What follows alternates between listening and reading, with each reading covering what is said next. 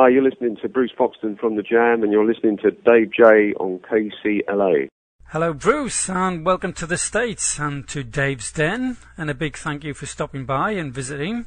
You're giving a lot of Jam fans the opportunity to see you live again, or perhaps to see you for the first time.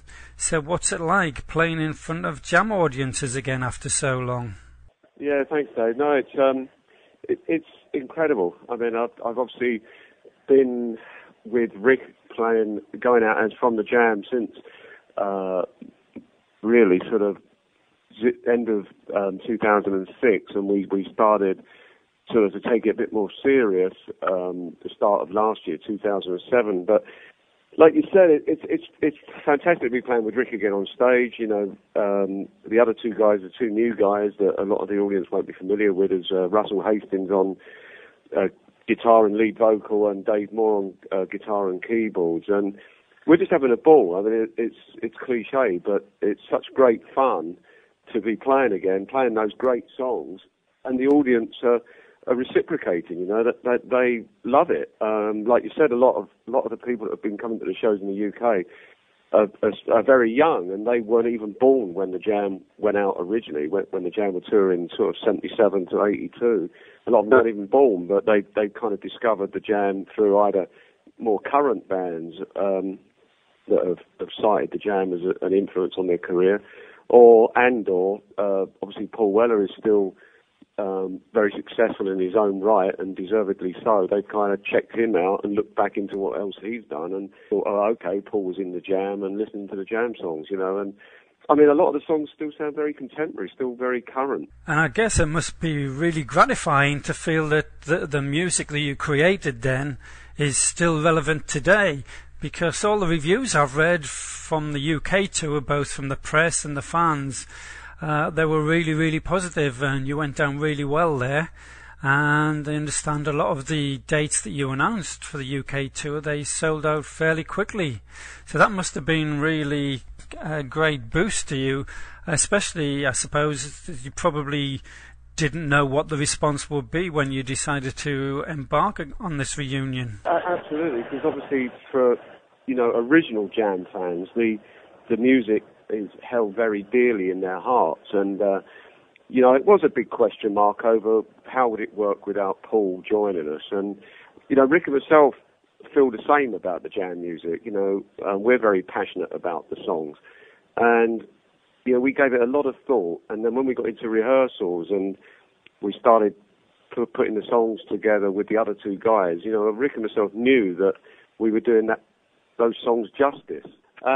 And so, you know, it was a question then of, well, why not? You know, like you said, the shows in the UK sold out weeks in advance, and I think that goes to prove that, first and foremost, you know, it's the music that people want to hear played again, and you know, by 2/3 of the original lineup, I mean, it's probably the closest you'll get to a total, you know, reformation of the band. And we are doing them justice. I said earlier on to another guy that, you know, if Paul was kind of sneaked into a venue or was a fly on the wall at a venue, I think he would be proud of how we're playing those songs. So did it take very long to refresh your memory and of how to play all those old Jam songs? Did you have lots of rehearsals to do, or did you find that once you got back together again, it all came back to you fairly quickly?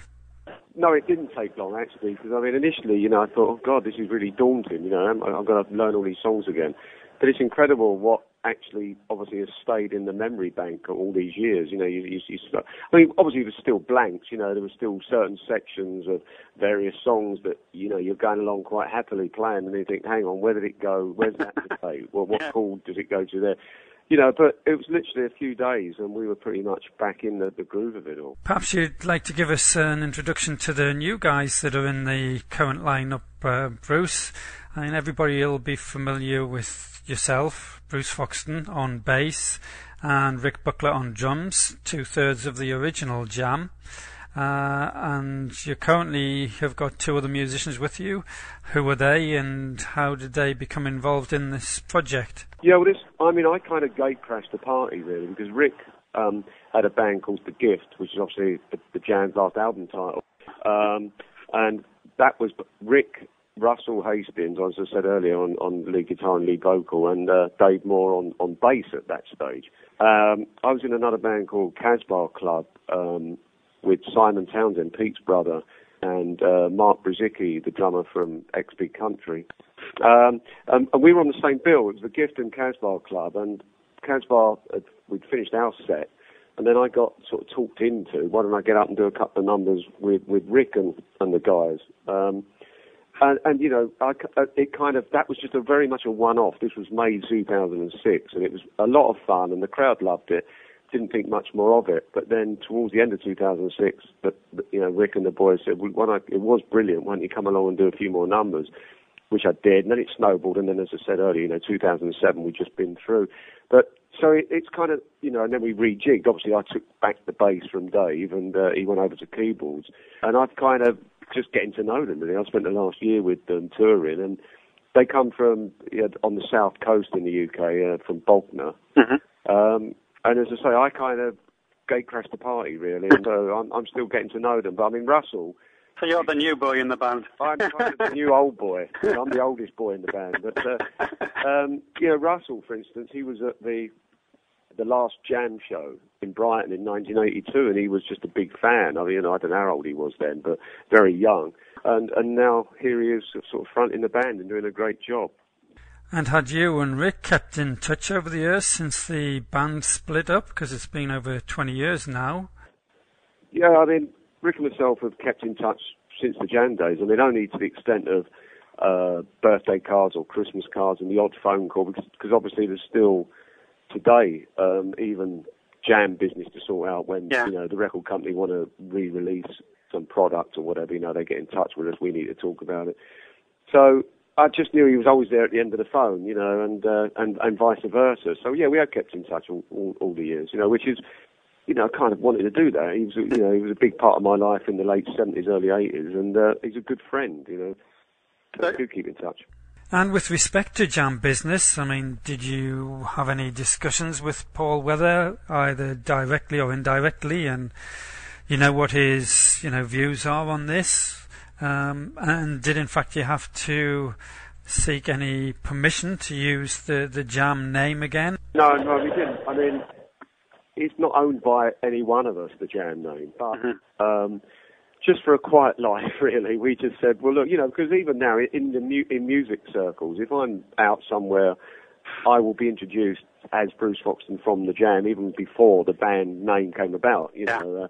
And it just seemed logical. Well, let's just go out as from the Jam, because obviously Rick is and so am I. And it's just kind of, it's just, yeah, we thought, well, that's a good enough answer, really. You know, it's a good enough name for the band. I mean, it's not the Jam because Paul has decided he didn't want to be part of it again. Which, you know, we respect that opinion. So it's not the Jam, but it's the closest thing you'll get.